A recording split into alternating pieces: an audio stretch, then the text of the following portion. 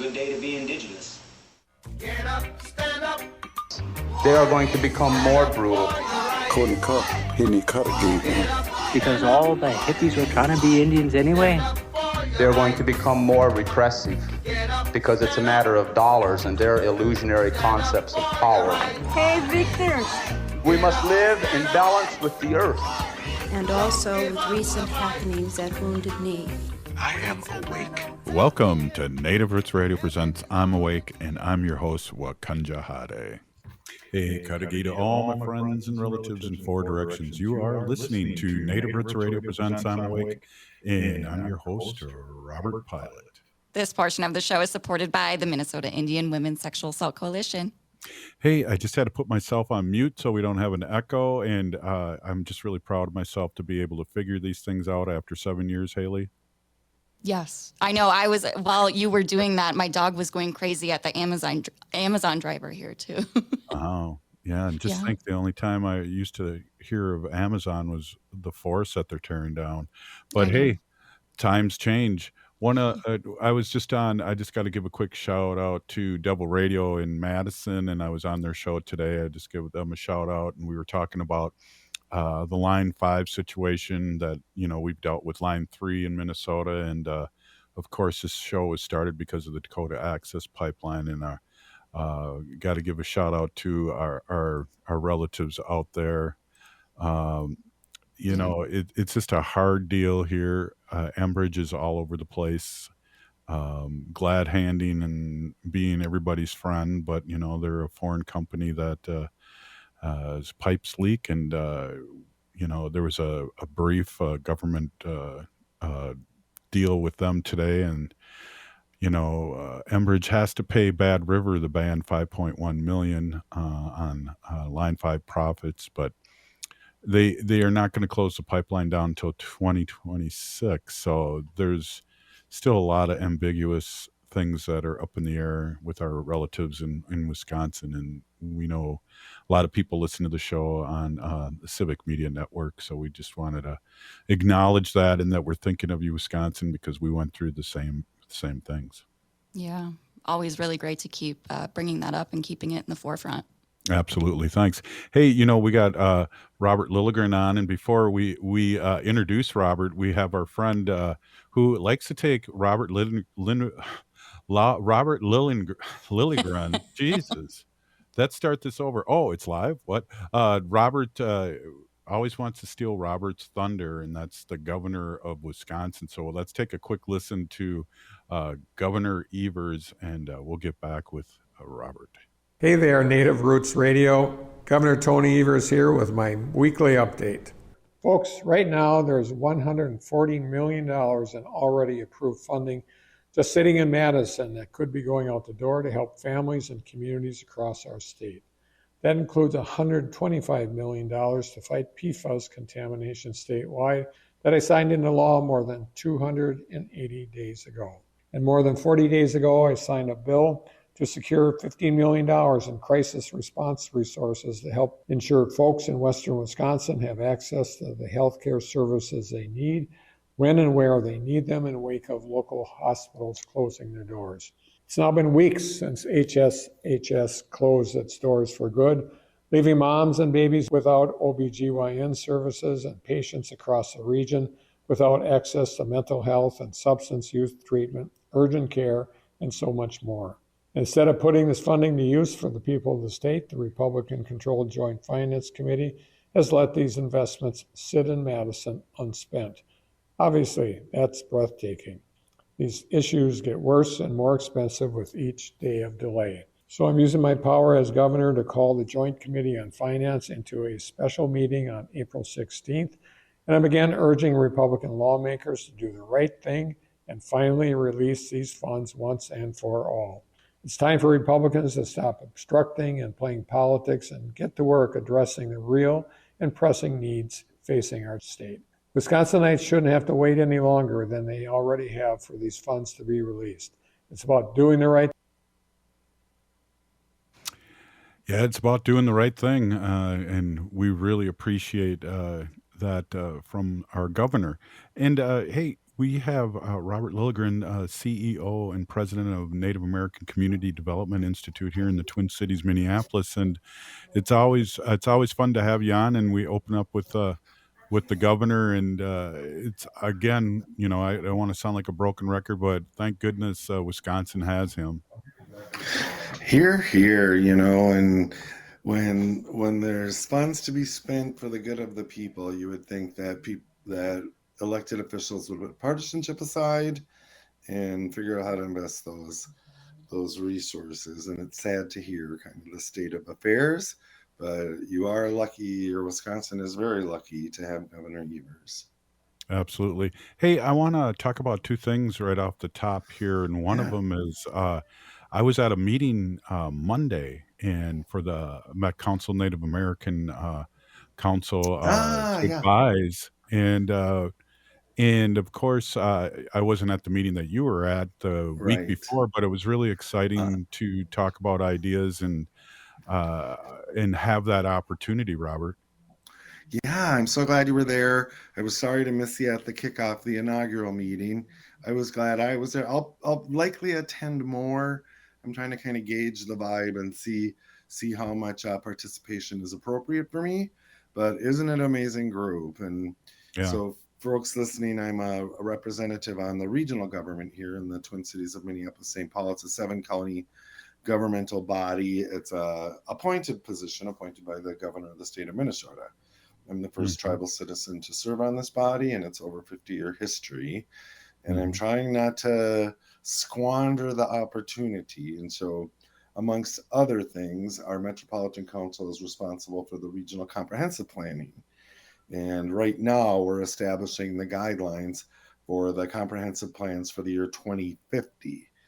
And so, really working to not just introduce Native perspectives and Native values, but to really center Native voices in this process. And so the first step is this advisory group that will advise us on sort of our land and water commitments. Hmm. But the expectation is that this will transmute into a more permanent piece of our regional governing infrastructure. And I'm just thrilled that you're there. You're the Ho Chunk rep.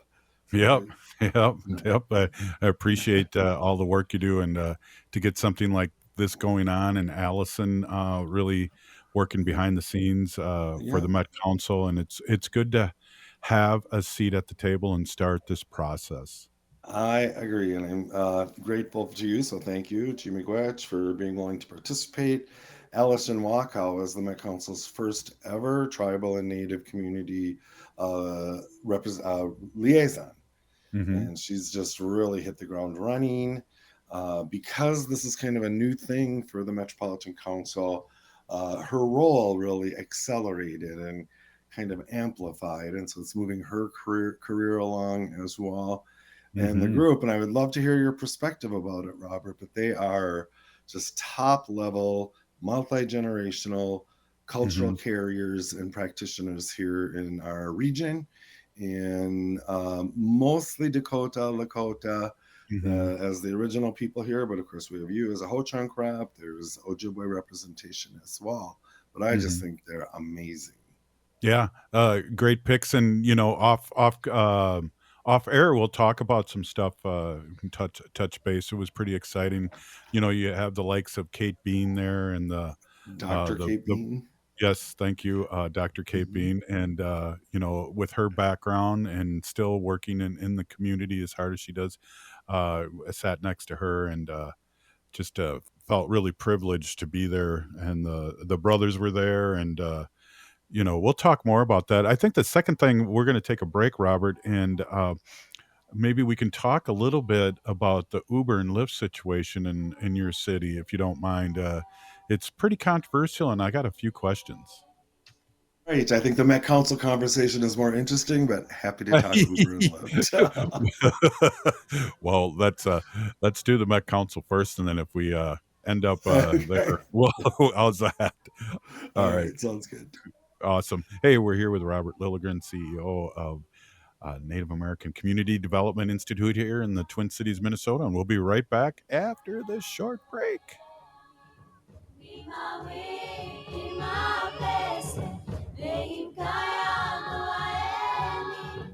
Unwanted sexting or photos, inappropriate jokes, even tickling or wrestling can feel like a violation. Catcalling, cornering, or groping, getting them drunk or high for sex. Recording sexual acts without permission. Hurting someone because of their sexual orientation. Raping a family member, a child, a date, a friend, a stranger. Purchasing a human being for sex. You make the choice every single time. Sexual violence is many things. Make a choice. Do not do it. Sponsored by the Minnesota Indian Women's Sexual Assault Coalition. As we gear up for American Indian Celebration Month in May, it's crucial to prioritize our health, especially with celebrations on the horizon. If you start feeling off, like a fever, a tickle in the throat, or heavy fatigue, don't ignore it. Take an at-home COVID-19 test right away. And remember, if you're not feeling well, it's okay to stay home. Your health comes first. A quick note on COVID testing. The Minnesota Department of Health's free COVID-19 at-home testing program has ended. But don't worry, if you're uninsured, you can still find no-cost tests using the CDC's COVID-19 testing locator. If you have health insurance, you might be eligible for free tests or reimbursement for testing expenses. Just ask your local pharmacy or health insurance provider for more information. Stay informed, stay protected. Let's prioritize our health this American Indian Celebration Month in May and ensure our communities and elders remain safe and healthy. This message is brought to you in partnership with the Minnesota Department of Health. Visit health.state.mn.us. Doherty Family College at the University of St. Thomas is your pathway to a bachelor's degree. Located in downtown Minneapolis, Doherty Family College offers an affordable education that includes free textbooks, a laptop, meals, career coaches, and a Metro Transit pass. As a full-time Doherty Family College student, you'll benefit from mentorship from St. Thomas faculty, along with paid internships and support from Minnesota's largest private college. Ready to turn your dreams into reality? Apply now at dfc.stthomas.edu. Doherty Family College, your journey to success starts here. You're listening to Native Roots Radio. This is Spirit from Reservation Dogs. Get up and listen.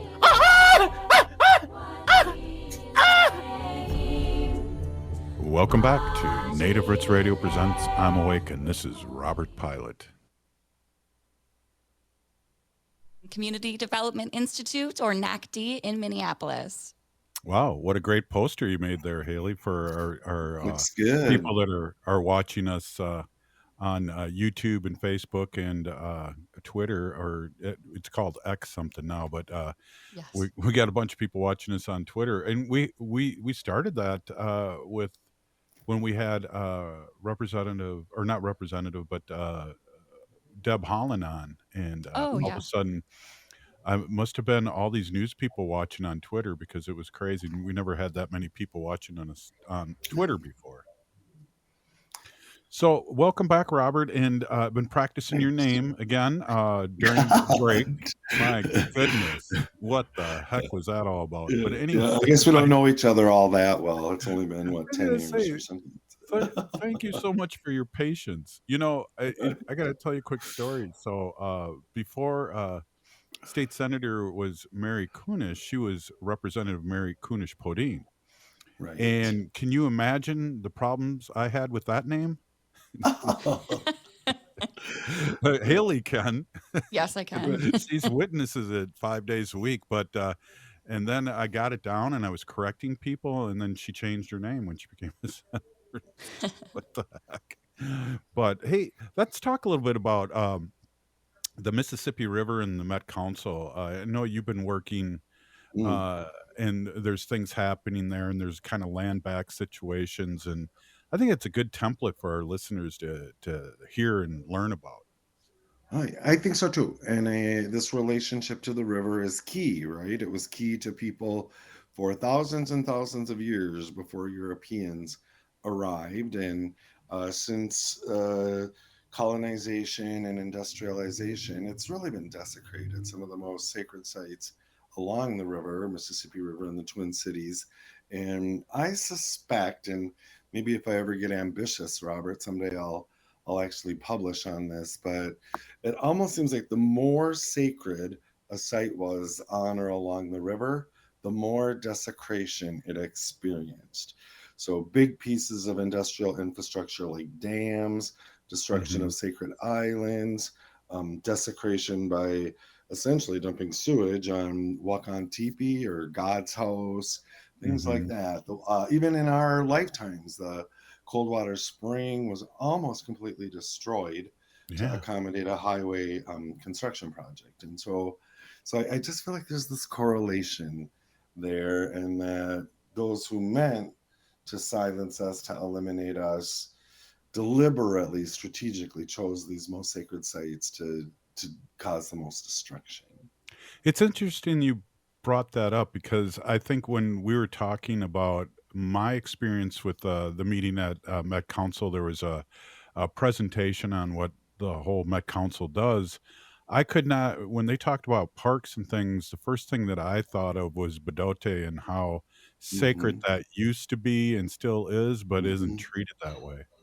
Right. So the Bedote, it's a Dakota word. I don't speak Dakota, but it's about the confluence of the Mississippi River and the Minnesota rivers, right? It's an Yep. important place for the people who are here first, the Dakota people. Their origin story concerns the spring, Coldwater Spring, as we call it. That's where life emerged, human life. Hmm.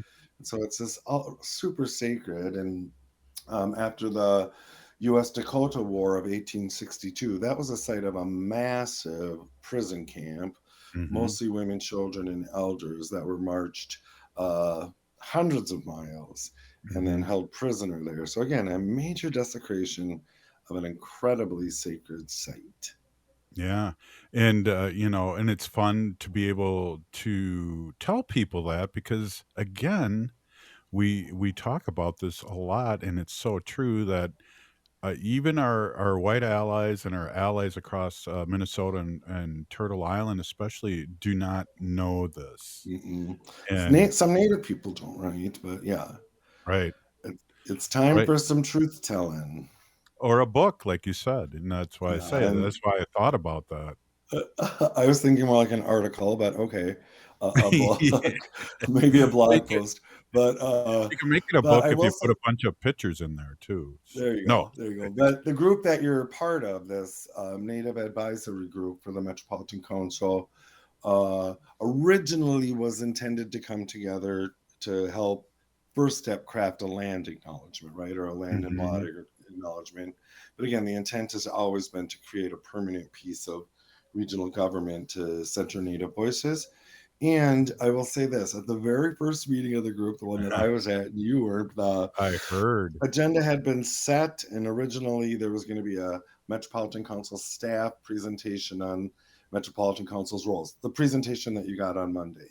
Mhm. And instead, I asked that we restructure the agenda, put in a couple of prompt questions, and then have the advisory group speak to those and really Mhm. say whatever they wanted. But to me, it was incredibly important that Native people spoke first in Mhm. this process, because if it was the institutional people that spoke first, the non-native people, native people wouldn't speak in the same way, and I feel like the process would feel Mhm. differently. And so we spent about, the whole time pretty much just kind of going around the room and people speaking up, and to a person in that room, people opposed the idea of land acknowledgements. Yep. And they said, that's one thing. What are you going to do about it?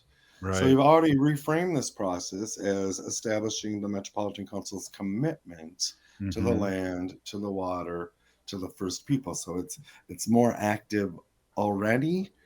And Mhm. Robert, I'll tell you the other thing that just really struck me at that first meeting was how much laughter was in that room. And in my experience, usually generally when Native people get involved in one of these sort of institutional things, people bring the stoic Indian identities, Mhm. right? And kind of quiet and distrustful. And for me, that felt so good that for an hour Mhm. and a half, we laughed Yeah. together. And I thought, okay, this is an indigenous process. Yeah, good medicine, laughter, Good medicine. and the people too that you picked, I knew everyone, and, Right. that really, really, there's amount of respect and looking around Hmm. in the room with the doers and I think what we talked a little bit about the land acknowledgement, and Hmm. I know people that listen to this show know what I think about the land acknowledgement, and it's pretty funny. I think a lot of people at that meeting felt the same way. Oh yeah, they do, and they're clear about it, right? Right. So we have to listen. We'll listen and adapt. Mm-hmm. And I have a feeling something very special is going to happen. We've already had Allison presented to the Metropolitan Council again as we set these guidelines for the 2050 comprehensive plans. We're also kind of centering equity. And your work and the work of this Native Advisory Group are a cornerstone of that equity work. Absolutely. It's funny too. I was running out of fingers. How old would I be in 2050? And I think I'm going to be pretty old. Yeah, 90 would be 90. Yeah. So. But that's what we talk about in all seriousness as being Indigenous, Native American, as we think about the generations before and after us, the 7 generations. Right. Yeah. So it's a great place to have Native voices in the lead. And, I've long thought, we've done so much damage to the land, the water, the air. And for years, I thought globally that Indigenous solutions are the solutions, right? And everyone's Indigenous to somewhere. It just has to do with how long your people have been colonized. Absolutely. So how do we find our way back to these Indigenous, more local kinds of ways of being? And being with our relatives, the earth, the water, and establishing those. And, here we have a little window of opportunity that I intend to keep open as long as possible to actually do that for our region. And I think we're really providing a service. Yeah, that's awesome. Seriously. And I guess I use that word a lot, but that's stupendous that this is happening. And I really, really, really like what you have to say. I tried to say it, but not as eloquently as you just did about our white relatives that have been colonized in the past. And I know one of my favorite natives and speakers, John Trudell, always talked about that.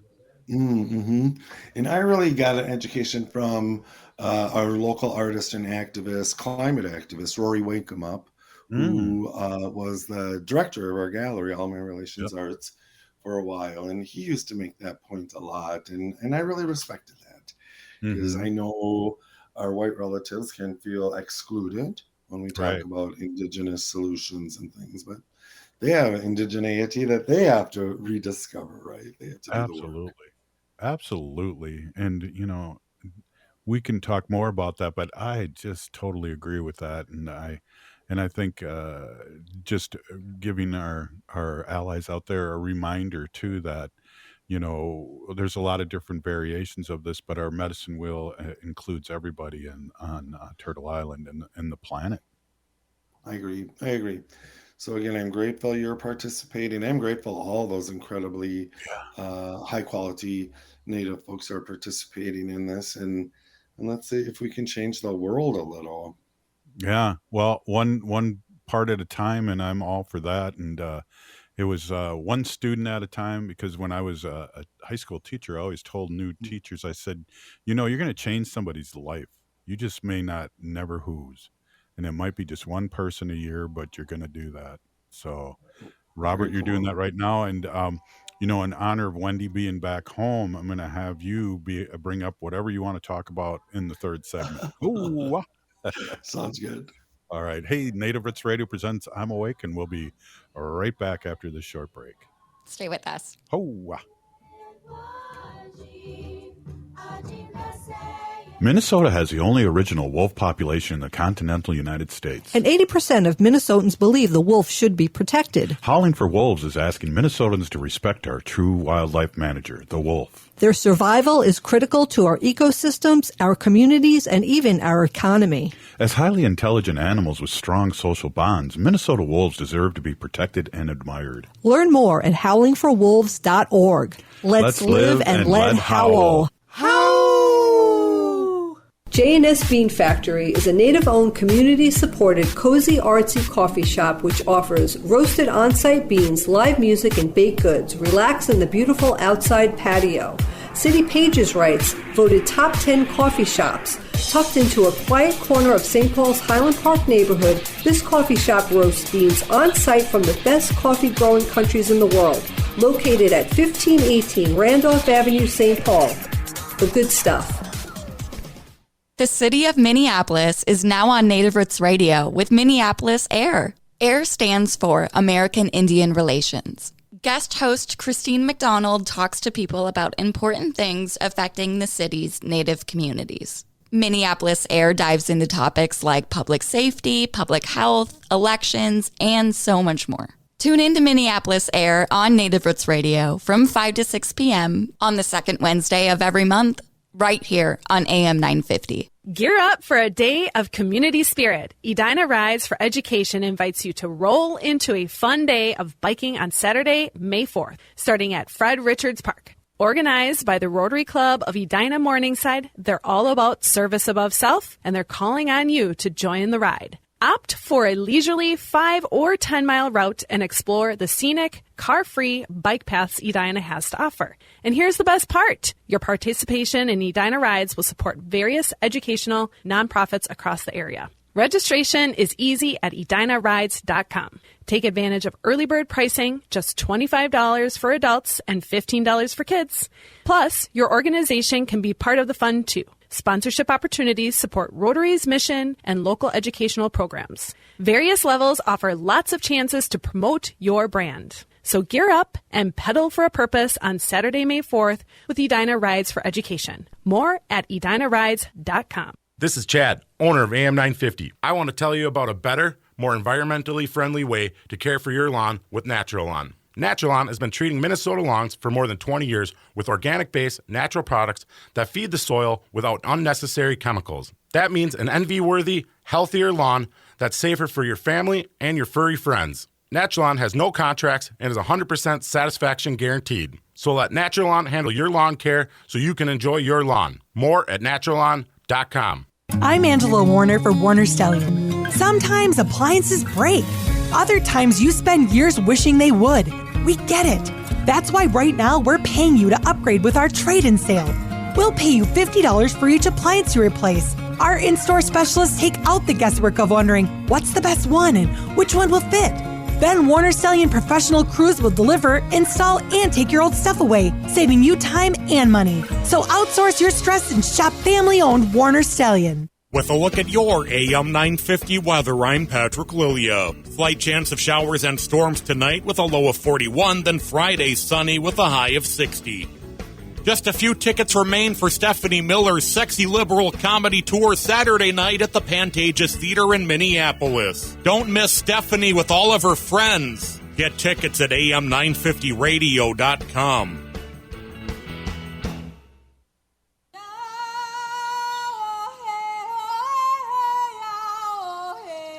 This is Leonard Peltier. I am in Coleman 1 U.S. Penitentiary, and I'm listening to Native Roots Radio. And we're back to Native Roots Radio presents I'm Awake, and this is Robert Pilot. This portion of the show is supported by All My Relations Arts and their current gallery exhibit, Okizi, in partnership with the American Swedish Institute. Final chance to see this exhibit is this weekend on April 13th. Hey, and what does Okizi mean? To heal. Right on. And we all are in that journey in one way or another. So I just want to remind everyone of that, because we also don't know where other people are in their lives. So always be kind.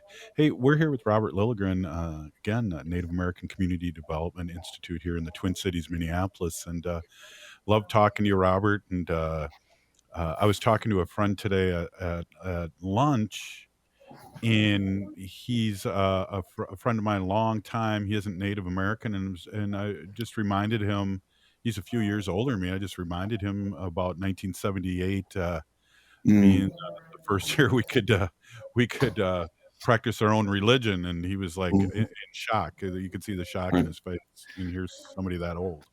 So here's the big question, Robert. Could you pronounce your old friend's name? Alex Salutis. Very good. So it's just me. It's just me. Easy. Haley, tell Robert it's not just him. I promise you, Robert, it is not just you. Thank you. I feel better. Well, and I would note our next show. So the Okizi show closes on Saturday. So if you get a chance, please do. And then the next show is going to be just fascinating. It's the artist's name is Frank Buffalo Hyde. The show is called Alternative, and it's going to be a good one. And so that will open in May 9th, and run through June 13th. Haley brought that up yesterday, and I said, Oh, "Wow, very another T-shirt there," because I always liked Vaccinative. Wanted to Yeah. make that into a Right. T-shirt. I know. I like the Uh, name a lot. I love it. And then I got to tell you, we're planning our open house. If folks don't know, May is American Indian Month in the state of Mhm. Minnesota. It's the only state that has that. It was a initiative of the American Indian movement to Mhm. establish that. And so here in the cities, there's a lot of festivities. There's a huge parade May 1st, starting from Little Earth of United Tribes. There's a parade entry contest. Prizes are going to be great. So I'd urge Mhm. people to come down there. But also we have we're getting our bling set for our open Ooh. house on May 21st at NACDI. It's NACDI. It's Powwow Grounds Coffee Shop, and it's the American Indian Community Development Corporation joint open house. It's going to be great. It's going to be like a Ooh. little mini music fest. But anyway, so we were discussing in the office, we have to order our T-shirts and things like that. And someone brings up, oh, don't forget to order one for Robert Pilot. Love that.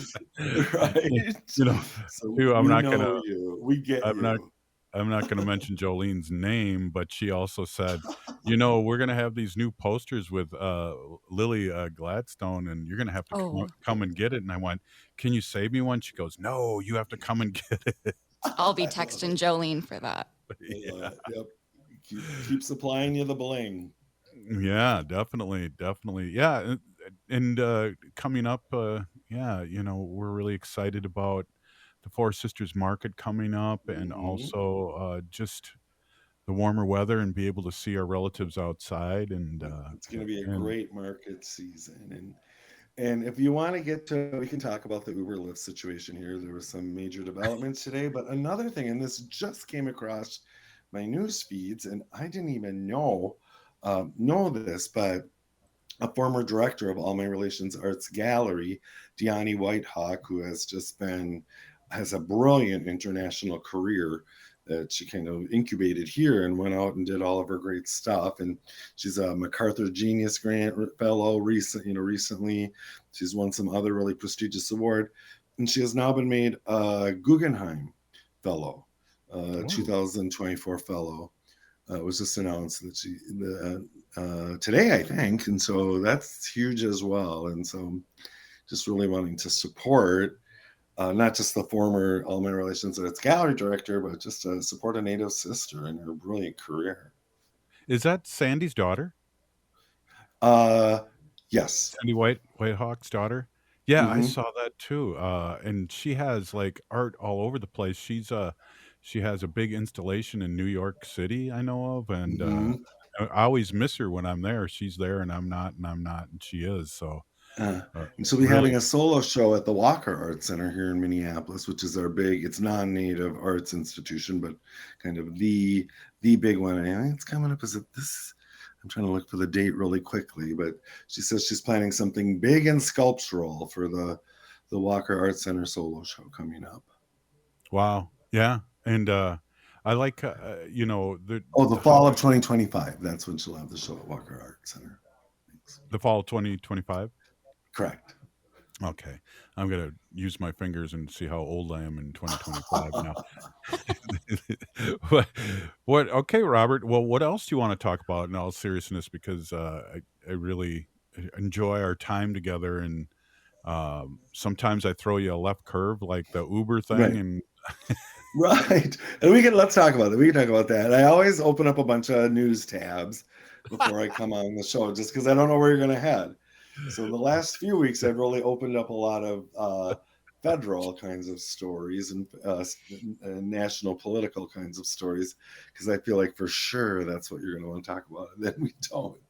But, but yeah, the Uber Lyft situation. Let's talk about that, huh? well, I have a question, and I know you're on top of things here. 2 things. Now, this bill by the city council is for the drivers to make enough money to survive, and 2, isn't there still cabs out there?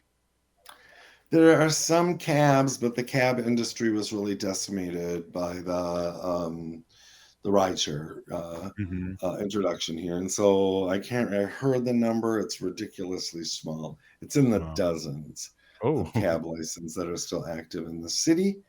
And so what happened here was the Minneapolis City Council passed an ordinance to demand that Uber and Lyft pay a certain amount to their drivers, both hourly and per mile. And interest was in bringing the Uber and Lyft drivers pay up to the city's minimum wage, which is $15 an hour. And it caused quite an uproar. Uber and Lyft have said they are leaving. This was supposed to go into effect May 1st. Right. And both Uber and Lyft have made moves to leave the market. And it's a concern, right? And I don't try to second guess what city council members do. You know, for 12 years I did that job, and I have to trust that they're doing what they think is right. But it could potentially be so disruptive. And another hat I wear in the community is I chair the city's Convention and Visitors Association. Yes. And some 10,000 rides per day, Uber and Lyft rides, are associated with our airport, Minneapolis St. Paul International. And what's going to happen to those, and the message that it's sending to potential visitors and conventioners is having an impact already. And so today, the city council voted to defer implementation of this action until July 1st. And so it gives us a few more months, but to either negotiate with the Uber and Lyft or establish alternatives, but most importantly, to let our state legislature do their work. And the state had already launched a study about wages, and they just came out. It was, I think, the day after the city council took the action to try to force Uber and Lyft to raise wages. The state came out with their report and recommendations that'll, accomplish maybe not everything the city council was looking for, but a lot. And so now there's this belief or interest in allowing the state legislature to continue their work, seeing how that impacts the city of Minneapolis's interest, and hopefully figuring out a way that we can all go forward together. Right. And I appreciate you clearing that up, because I watch the news and read the newspaper, and I'm confused. And it is, it's complicated, right? And the impacts are far reaching. And so we'll see what happens. I really give credit. Several city council members had to kind of moderate their positions. I'm hearing really, I think, insightful and thoughtful comments from city council members now. And the action to reconsider and to postpone this was unanimous amongst our 13-member city council. So that's encouraging as well. And I feel like we do need more time. We need to be more thoughtful. And so I'm grateful they took this action today. Awesome. Hey, so open up your tab about Trump. And one of there's too many of them. Which one do you want me to open up? Yeah, that's funny. Yeah, definitely. Which one? Well, I just think the court date's coming. He keeps on wanting to get out of the court date, and then also this fiasco about talking out of both sides of his mouth when it came to this law back in 1862 or 64. I guess that's what they think of when they think of Make America Great Again back in 1864. Right. Well, just that line, it's Confederate era law that was established before Arizona was even a state. And there are actually two kind of geographical configurations of what Arizona was like at the time this law was passed. Neither of them are consistent with 21st century Arizona. So the question is, well, where is this actually applicable? Part of it includes Las Vegas, for example. Right. I mean, it's so ill-figured. And then, of course, Republicans overall are trying to, I heard this described as an abortion earthquake. They're trying to figure out how to respond to this abortion earthquake. You're right, they're lying to people. Trump himself has said, well, it's up to the states, and then that's the law of the land, and that he would have no interest in signing a bill establishing a federal federal law around banning abortions, and people are just saying he's lying. And even House Minority Leader Hakeem Jeffries, and he just said it, he's lying. Right. But they realize that they're going to lose elections because of these ill-thought laws and this unwillingness, this incredibly sexist unwillingness to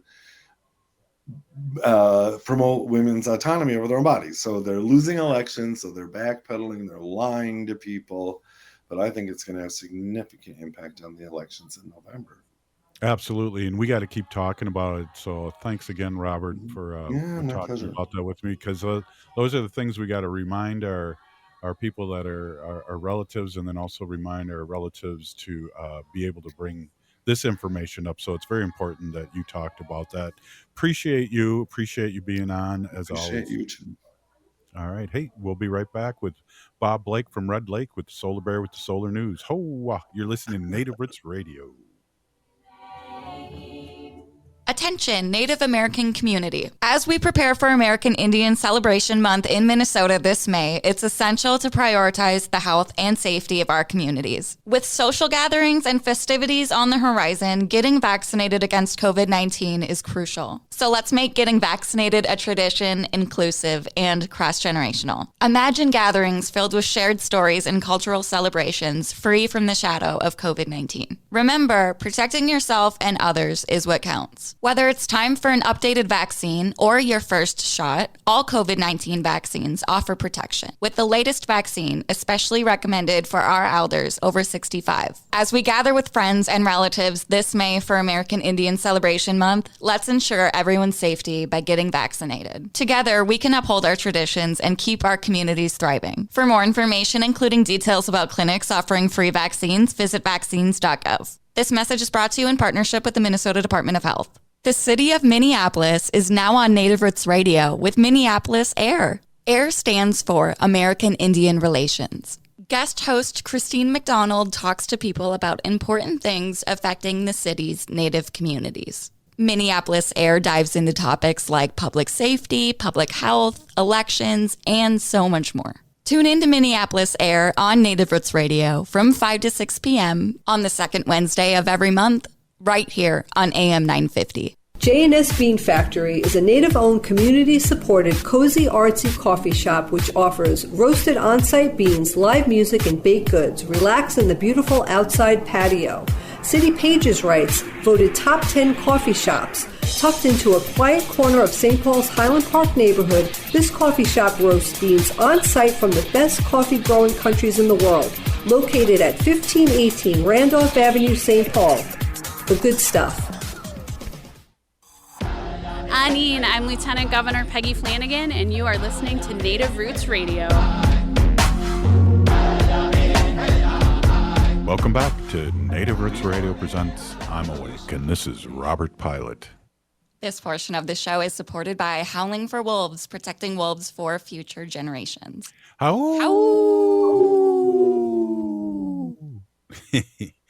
always like to haul, and there's Robert Blake from Red Lake, our friend Solar Bear with the Solar News. As you know, Robert owns Solar Bear, which is a company that helps people and tribes all over Turtle Island with renewable energy, and then also the nonprofit that he has is also Native Sun. So, Robert, you've taken up all the cool names for a Native business, and I want to just let you know that.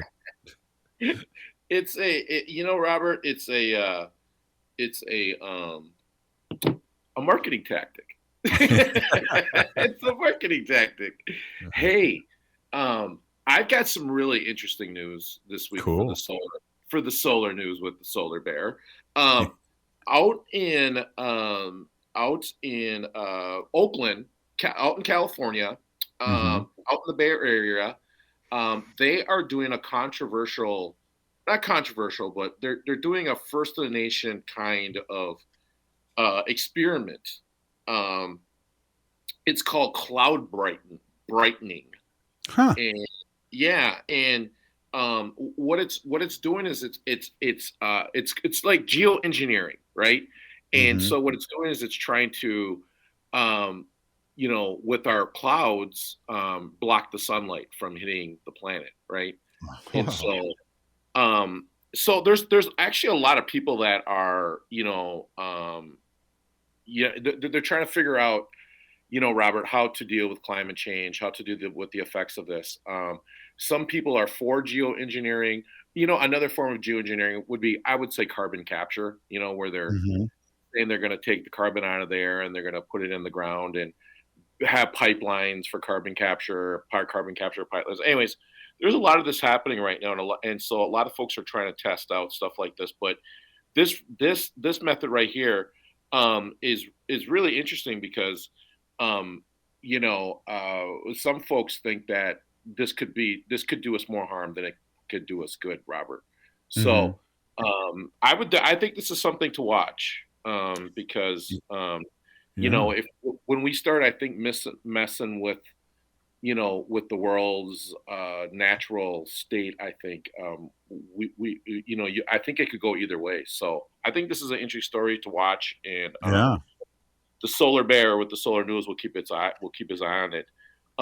Another story that just came out too, Robert, and I think this is really interesting. I think everyone should know about this. Is a European court rules that human rights are violated by climate inaction. So, so what basically happened is there's a court in Switzerland that basically, Greta Thunberg and another activist, Strasbourg, where basically went into court and said that because countries and governments aren't acting on climate change, that it's a violation against human rights. So a court in Switzerland said that the argument was valid. They were in court arguing this case, and I think this is really interesting because this could be something that may pick up steam and go around the world, and using this argument, using this logic. I when you first said that, I was thinking too, because we all know where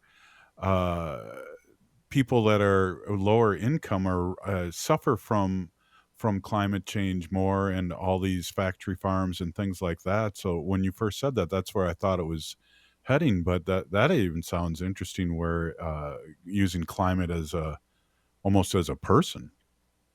Yeah. It looks like there's about 2,000 women that are in this one group, that are in this class action suit, and it's happening, Robert. And they're saying that, and they're blaming the polluters too. They're blaming the fossil fuel companies, and they're taking the fight right to them.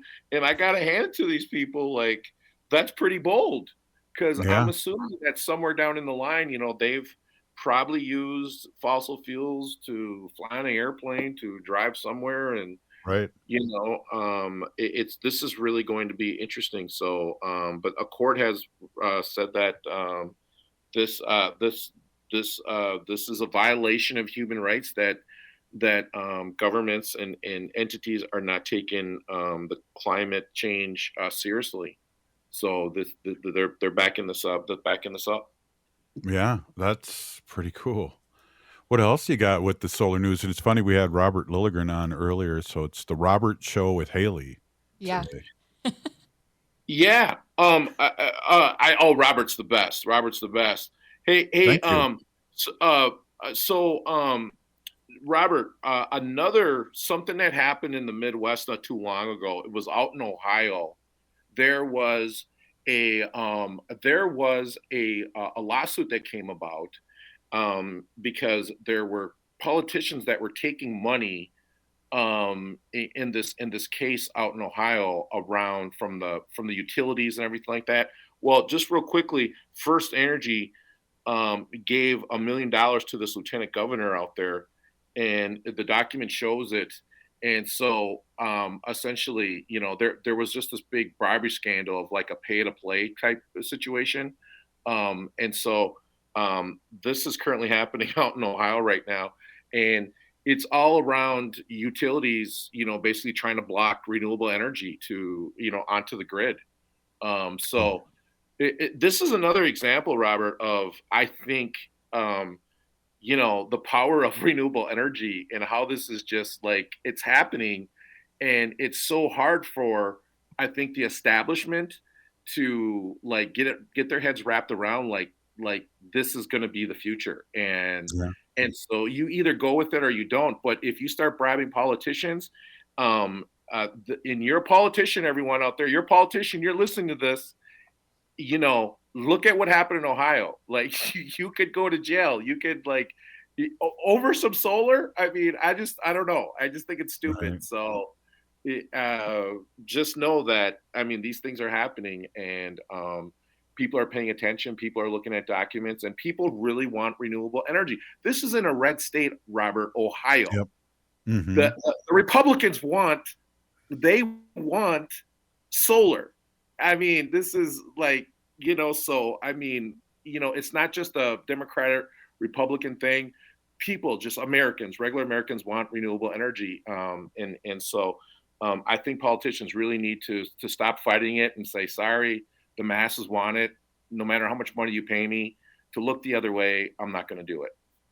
Yeah. And boy, I wish that there was some technology that I could have a little fan on the top of or a little windmill on the top of my house, and then solar panels. So like at night I could get solar energy from the wind, and day just to be in the city here. And there's too many restrictions right now, but I wish there was some company like Solar Bear that would start something. I was just out in Philadelphia, Robert, and keynote speaker, I heard.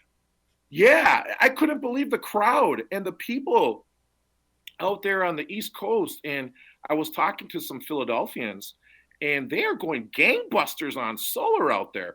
I had no idea how like exciting and like energetic people are in Philadelphia over renewable energy. So it was amazing.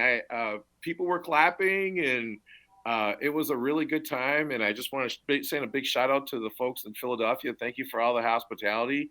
It was wonderful. But Robert, I could not believe how many people in Philadelphia. Oh, and by the way, they said they are watching Minnesota.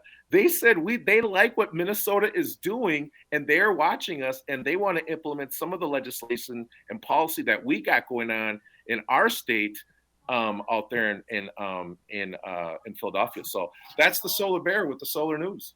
Great job, and good job out there for all the communities out there to hear the word from the Solar Bear, Bob Blake from Red Lake. Hey, we're still here. We are the 7th generation. And free Leonard Peltier now.